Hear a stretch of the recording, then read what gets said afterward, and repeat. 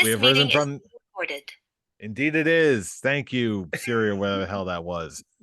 We have risen from the ashes to school the masses. I'm your man behind the microphone, Scholar Jeff, joining us from the Scholars of Wrestling Show, episode 443. Joining us this week also is an undisputed scholar in his own right. He is Scholar Brian. Scholar Brian, how's life treating you, sir?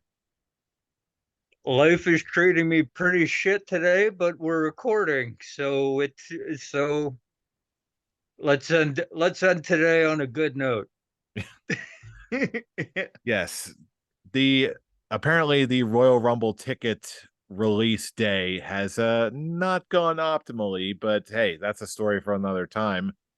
Elsewhere, also joining us this week, we've got Scholar Charlie, still Mr. Scholar in the Bank, All and a because I fell constant asleep. and a constant threat to us all. Scholar Charlie, how's life treating you, sir? It has been 3 weeks of shit bad luck on all accounts. But I have a good 2 weekends coming up. I'm looking forward to them. And we got a lot going on. Let's roll into this. Heck yeah. If nothing else, we still have the world of wrestling, and we're shaping up pretty all right. So, and especially this week, we've got a lot to dive into, some highlights, not a lot of lowlights. So let's just dive right into them, starting with past week's episode of Monday Night Raw, where out of nowhere, after a very brief title reign, we've got the Judgment Day taking back the tag team titles from Jey Uso and Cody Rhodes. Putting it out there right now, did you see a title change this soon, that night? As soon as they said the Judgment Day were getting a rematch, I'm like, oh, this has got to be one of those title reigns. Yeah. Because it's like, look, okay, Judgment Day should have never lost the titles in the first place.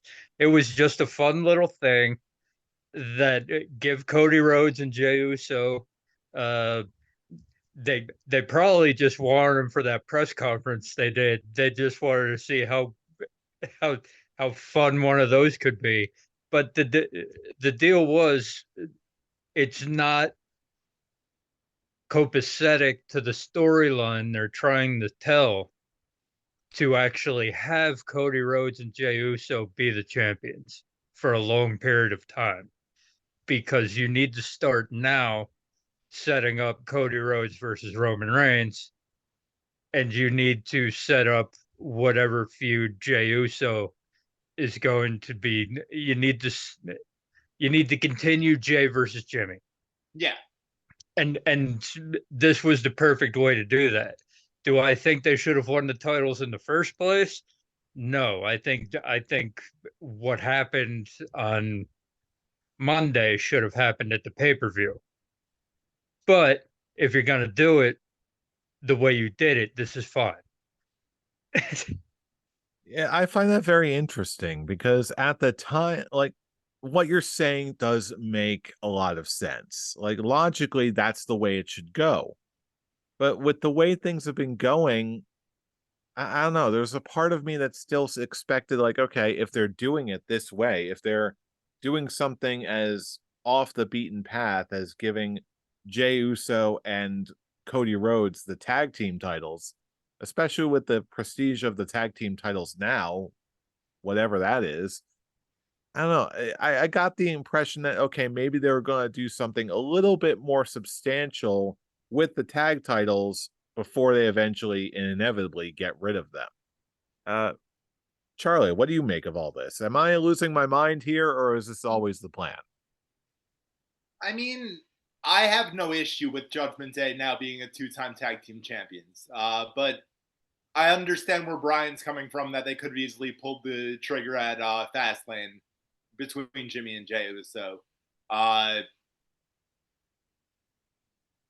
It was also the season premiere of Raw, so why not end it on a big note, crowning new tag team champions?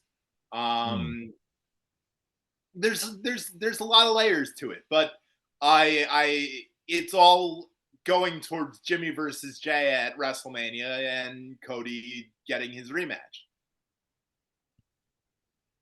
Yeah, And this also go ahead. this also tells me one thing about Triple H and Vince McMahon, their creative booking styles. Not everything has changed. Because I feel like this tag team title switch and return, that's something that Vince would have done. And you know what? There are some things that Vince did that work. And it's like, yes, I don't personally think that Cody and Jay should have won at Fastlane. But if you're gonna pull that trigger, if you're gonna, because let's face it, Fastlane was a pay-per-view where other than that, nothing really happened. It was a good show, but nothing really noteworthy happened on that show other than the tag team titles changing. Okay. So if you're gonna do that, then you have to have the end point of that story, which was Cody and Jay were never going to be long-term champions. You couldn't do it based off of where everyone is going. So Triple H using a Vince McMahon move in this circumstance works. It's rare that that happens nowadays, but everything about that worked for me. If I don't agree with the title change of Fastlane, but if you're gonna do it, this was the perfect way to end that. Yeah, I guess maybe I was. You bring up a very good point that between this power struggle between of sorts between Triple H and Vince McMahon and their respective styles. I think that's what may have been the factor to throw me. Not because that all of their booking styles are so different, but I guess because that there was a power struggle there. In my eyes, it almost created a bit of a inconsistency in the booking where one person's ideas would have precedent and then nope, something else changes. And it just seemed like there's so much more stop-starty than anything else. And I guess because that seemed like that was calming down, I think maybe that above all other things, that's what led me to believe that a longer Jay and Cody title reign was going to happen. Does this make sense? Yeah. Yeah, Okay, so I'm not definitely the does. only crazy one. Yeah, it definitely does. But in most cases, it would have been the thought and the overwhelming thing that it should happen. But these were particular champions where it's like most people knew that this was going to be short. I don't think they knew how short. I think that everybody thought like this was going to be like next pay-per-view or next but as soon as they were like we're having the rematch on the season premiere, it's like yep, in the Yeah. brain. That's it. Pretty much. Well, that may be locked down, but that was not the only thing that we got confirmed for us this week. Back on AEW programming, we got a fairly earth-rocking announcement from the one and only Sting, who actually finally announced, speaking of consistency, one of the most consistent talents in the game, announced his day of retirement. His last match was going to be at Revolution 2024, Revolution next year, which gives him less than a year left in the story of Sting. I'll tell you what, me personally, I was kind of expecting this after they were setting up that Sting was going to address the fans. but I gotta say, of all the announcements, I was not expecting him to announce a final date this far out. I was expecting something more imminent. I kind of think it's because we all know that his last match is going to be against Darby Allin. Ooh. Okay, that's the build. It's like he's been mentoring him the entire time that he's actually been in AEW. It's been Sting and Darby Allin. Okay, and we know right now that Darby Allin is hurt.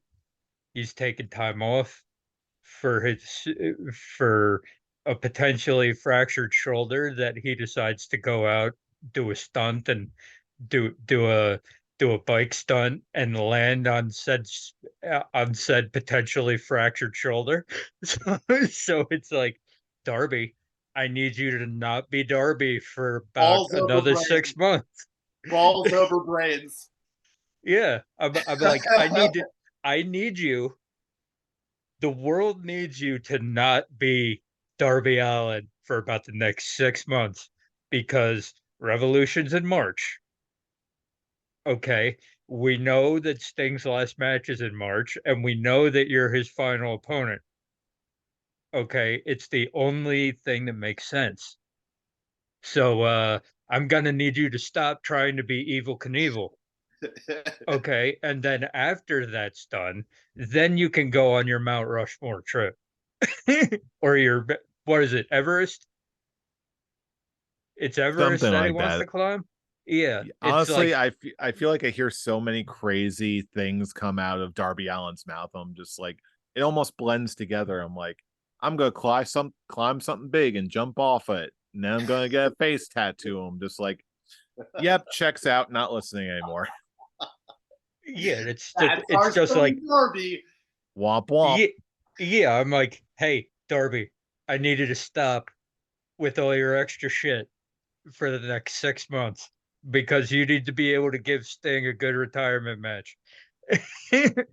Well, here's the thing though, and I think I caught a from you, Charlie. I think if we're talking about final matches and who the final opponent is going to be for Sting, a lot of people understandably would say Darby Allin, but let's do a little bit of a scholar's quick talk for a minute, just to say we did. Out other than Darby Allin, who can you see Sting's final opponent being? I don't watch AEW enough to take part in this. Even if you just had to throw out a total balls against the graining room wall guess, just pick a name. I, Eeny, meeny, I I miny. know enough to know when you guys say Darby Allin is the rightful opponent for Sting that makes sense. But other than that, AEW, I go to your house to watch the events. That's all. Well, I'll tell you what. Listening to some other commentators and Busted Open Radio this morning, I heard some other ideas being pitched around. Like, okay, there's the assumption, for instance, that it's going to be a one-on-one. Are we so sure it's going to be a 1-1? Is there a possibility it could be a tag match or something like that? Or another idea that I heard being pitched around is, if it must be a one-on-one, is it possible that he could be going for the AEW championship one last time, possibly against MJF? Don't Is do this that. I don't think it would work, especially if with MJF trying to be a babyface right now.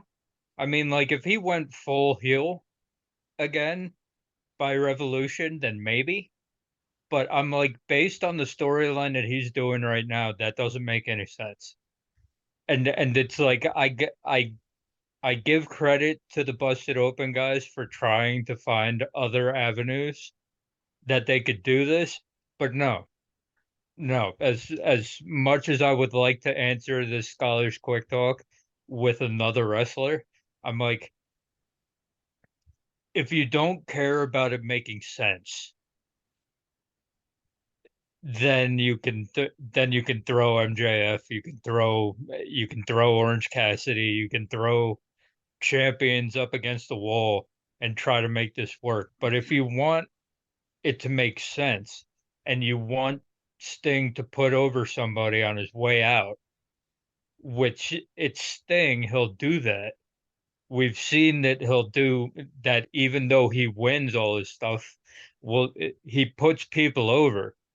Yeah. Okay. You know he will. The only thing that makes sense is Darby Allin. If you want to see like a random ass one-on-one match for his final match, then fine, throw Kenny Omega and Hangman Page in the mix.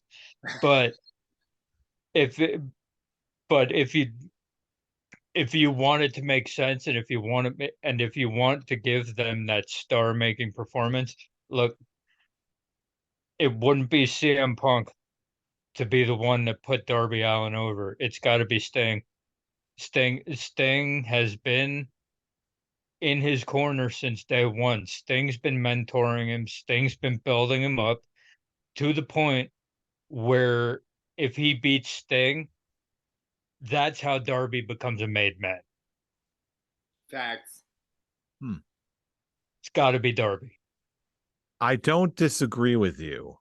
The one thing I do question is whether or not it has to make sense in a traditional face versus heel dynamic. The reason I say this is because my mind immediately goes to Shawn Michaels versus Ric Flair. I was just thinking, I'm sorry, I love you. Whoa. Oh my God. I was not expecting that level of I knew it from any of you right now. Like, oh man, I was just thinking, I'm sorry, I love you. I'm sorry too for getting yelled at like that. And it's like, and even with that, okay, face versus heel dynamics. You don't Darby versus Sting, face versus face. Yeah. This is one of those rare moments. This is my point. This is one of those rare moments where I don't feel like you necessarily need to have a traditional face versus heel dynamic or have a traditional build with a rare once in a lifetime moment like this. You can just say, okay, the legend Sting 40-something year career, I'm handpicking my final opponent. And my final opponent is going to be Darby or MJF or whoever, and Bliggity Blob from Saskatchewan, Illinois. Bliggity Bob from Saskatchewan, Illinois. We go way back. He's selling hot dogs in the third row, but now I'm going to give him a shot of a lifetime to retire Sting. But it's like even though you're trying to counterpoint me, you're just making my point even stronger, because it's like if he's got to choose his final opponent, you know who he's got to choose. You're trying to say that it'll be someone different, but if Sting gets to choose, that is not what I'm saying at all. Okay, if Sting gets to choose his final opponent, and that's the story we're going with, it's Darby all day. Yeah. That also, I'm not saying it's going to be somebody else. It probably should not be someone else. I don't even think it should be someone else. The only point I'm suggesting here is that if Sting were to want to do something else for whatever reason, just because he wants to do it, it'll happen. Yeah. It doesn't have to make traditional wrestling logic. If Sting wants it, it'll happen. Yeah, that being said, he's most likely going to be picking Darby. Let's be real. Yeah, I'm like, I wasn't trying to say that it would be Sting versus Darby in a face versus heel dynamic or a logical booking sense. I was just saying that that logic would dictate, like normal logic, not wrestling logic or anything like that. Normal logic would dictate that it would be Sting versus Darby Allin. That's all I was trying to say. I wasn't trying to be like wrestling logic. Darby's got to turn on Sting, and it's got to be a thing. I'm like, no, Sting's going to choose Darby as his final opponent. Darby's going to win. Que sera, sera. You get your sorry, I love you moment. and it's a win for everybody involved, including the viewers. And speaking of wins for everybody involved, including the viewers, we would be remiss if we closed out this episode without addressing the big news from from just today, announced officially on SmackDown. We got announced, for the Crown Jewel pay-per-view in Saudi Arabia, we got Roman Reigns defending his championship against LA Knight. Yeah. There we go. Better late than never. I thought you were gonna say. I'm not gonna say yeah, because I got a problem with it. You got a problem with the yeah? I've got a problem with the match. Do tell. Yes, you strike while the iron is hot. I understand that. But there's no, but you've got to make me believe that LA Knight has a chance to win. Okay. Okay, and no, okay, because Roman is holding on to that title through at least up to 40. So exactly, I'm like, I understand you got to strike while the iron is hot, but I would have built this more. So let me ask you this: how would you make him still look strong in losing? I do have an answer for this. Oh yeah, this has got to be a complete. This has got to be a complete bloodline match. There's got to be shenanigans. Shenanigans, tomfoolery, all of it. This has got to be Drew McIntyre versus Roman Reigns all over again. Everybody that can be involved gets involved. Yeah. And that's the only way for LA Knight to keep the momentum that he has, because it's like he's only been in the ring this popular for what, 2-3 months? Mm-hmm. I mean, like actually having matches in big spots. Yeah. It's only been like 2 or 3 months.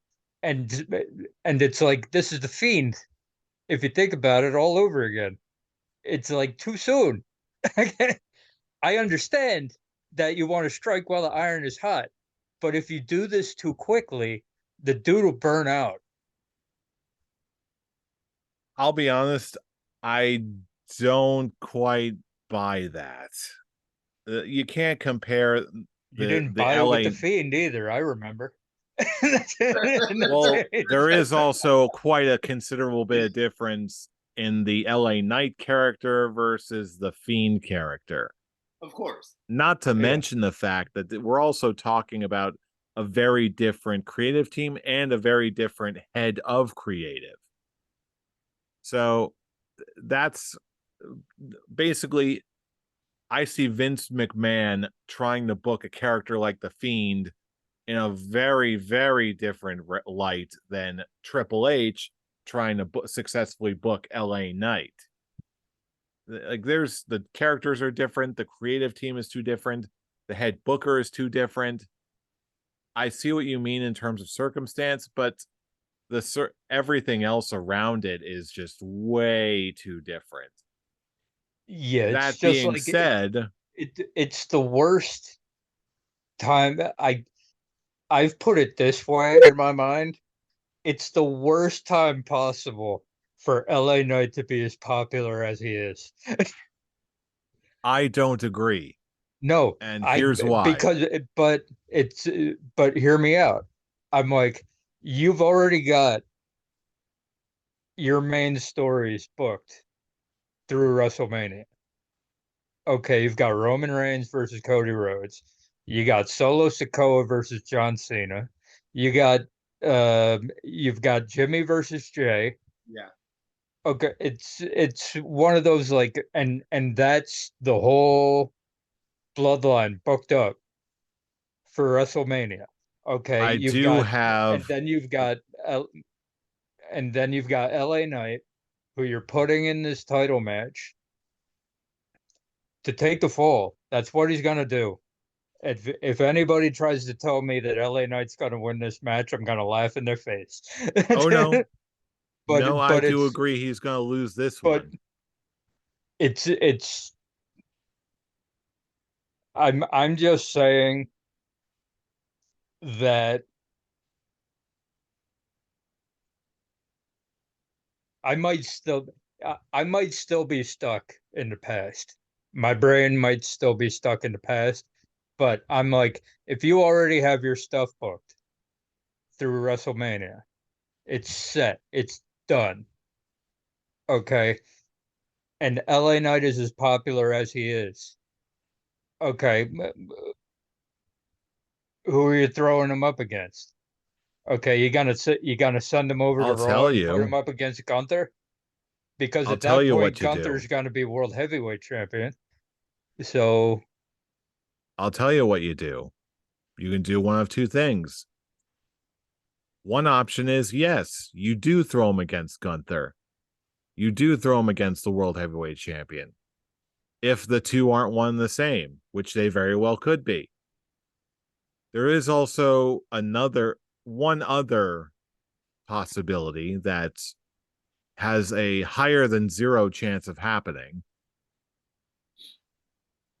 You have Roman versus Cody versus LA Knight triple threat. not gonna happen. Not gonna happen. Sorry about it.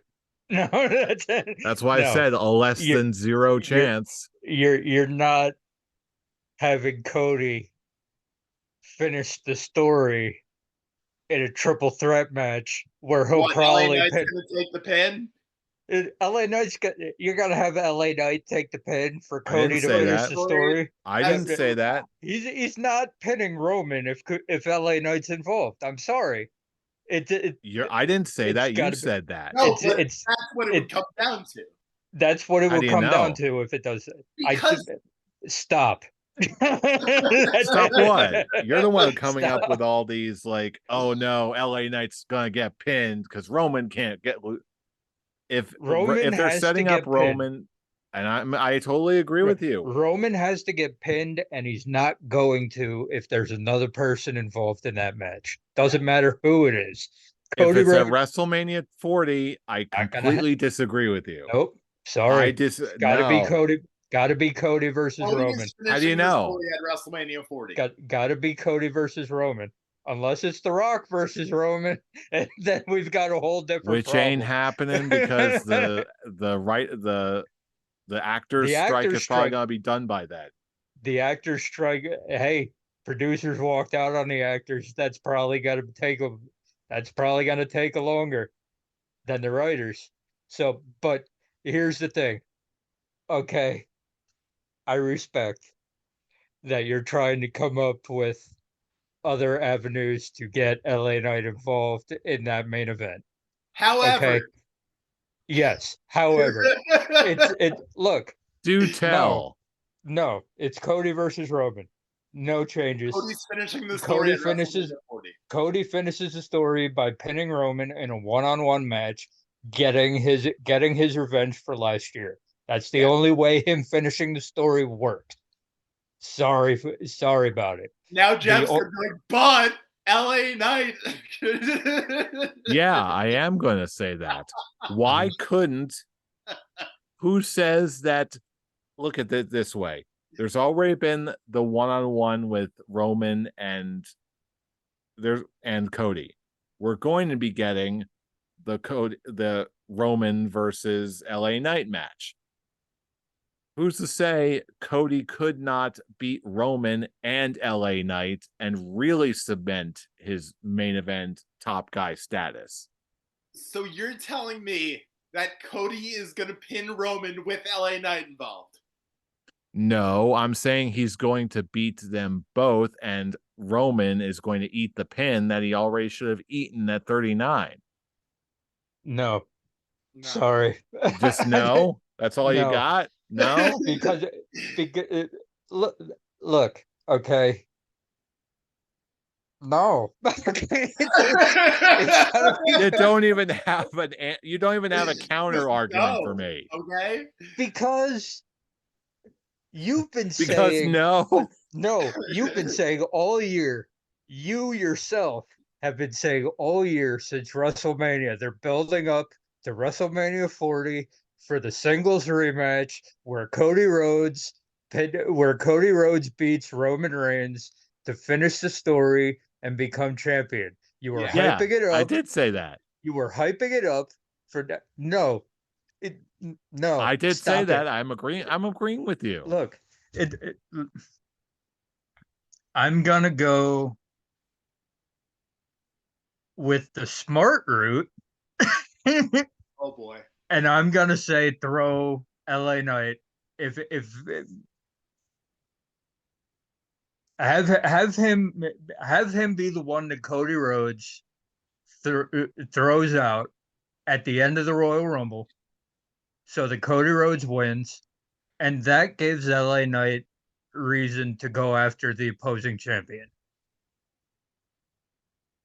That's how you get LA Knight versus Gunther versus Seth Rollins, whoever it may be, but keep him away from Cody Rhodes finishing the story. Because for me, in that case, if there's anybody else involved in that match, it dilutes the whole thing. Cody Rhodes has to finish started the story by challenging Roman Reigns to try to end the bloodline and become champion. You come full circle, and the only way you do that is a singles match at Without WrestleMania to become champion. Nobody else gets involved. We're not having a Charlotte Flair situation here. We're Oh not no, we're having not. we're not Brian, having a we're not why am having a I Daniel agreeing with Brian so much tonight? What's wrong? we're not having a Daniel Bryan situation when Edge won the Royal Rumble. We're not doing it again. It's This got to is be Cody versus Except Roman. you just said for a perfect example how it could work and how it could be plausible while still being satisfying. Daniel Bryan was just one incident of this. Another incident that springs to mind instantly, without any loss of credibility, is the only other WrestleMania that I've been to. WrestleMania 20, Chris Benoit made Triple H taparoo right in the middle of the ring. I was there. I'll remember it forever. I was And there it too. worked. And I didn't like and I liked the match. I loved the ending. I didn't like that Shawn Michaels was involved. This is that whole thing to me. It's like if you start building, you don't need extra bodies. That is what LA Knight would be in that match. And look, I don't like it. You might, I don't. I want LA Knight in a singles match at WrestleMania to cement his star. I want him to win a match at WrestleMania 40, a big time match, and he won't do that if he's in a match where he has no chance of winning that thing. If Cody Rhodes and Roman Reigns is involved, because Cody Rhodes is winning, that's it. It's done. That's it. I want LA Knight to have a bigger role in WrestleMania than because in your theory, he's not going to be involved in the finish of the triple threat match. So why are if you've got a guy that popular, why are we doing that? Why are we having him in a match where he isn't going to be involved in the finish? So, what you're really suggesting here is, and clarify if I'm wrong, you're suggesting that LA Knight's involvement in another match, like for the world heavyweight title or against Gunther or something like that, that would be a better stage for him than being against Roman Reigns in whatever capacity for the WWE Championship. I'm saying that if he's not going to be involved in the finish of the triple threat match, then that's not a good spot for him. At the popularity that he is with right now, you can't have him in a match where he's not going to be involved with the finish. So yeah, you That's are really the main suggesting that a reason. match with Gunther or for the World Heavyweight Championship would be the way to go. It would be more Yes, satisfying for someone of Roman Reigns' stature. for someone of LA Knight stature. Yes. Okay, that I will agree with. That I will agree with. And again, we also have months left to go before we hit WrestleMania. I wasn't suggesting that the triple threat against Roman was going to be the optimal route, but right now, as it stands, as of this second, Roman is still portrayed as like the highest mountain. And if you're a fan of anybody, you want to see them get to the highest mountain possible. Depending on how they build it, maybe that will be Roman. Maybe that you're right. Maybe that will be Gunther. Maybe that will be whoever is currently holding the World Heavyweight Championship by the time we get to Mania. But I'm just saying, for now, it still it may not be the best, but it still strikes me at the very least plausible. Does it make sense? Yeah.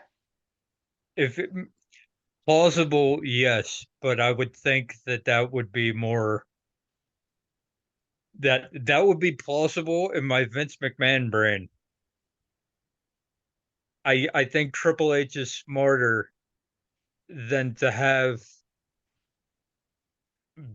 basically at this point his number one babyface on SmackDown be in a main event match where really it's a nothing burger because he's not involved in anything. He gets to be in the match, sure, but he's not winning or losing.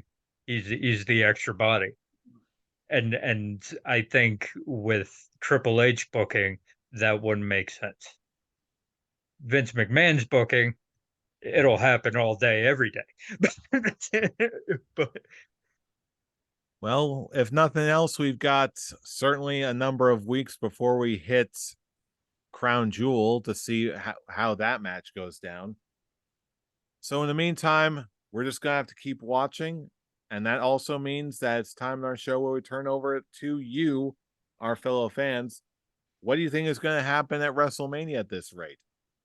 Hell, what do you think is going to happen with LA Knight and Roman at Crown Jewel? How are things going to progress over the next few months? Whatever you think, let us know all across the internet. YouTube comments, Facebook posts, your social media platform of choice, including Twitter, where you can find us there and joining in the conversation. Brian, where can they reach you?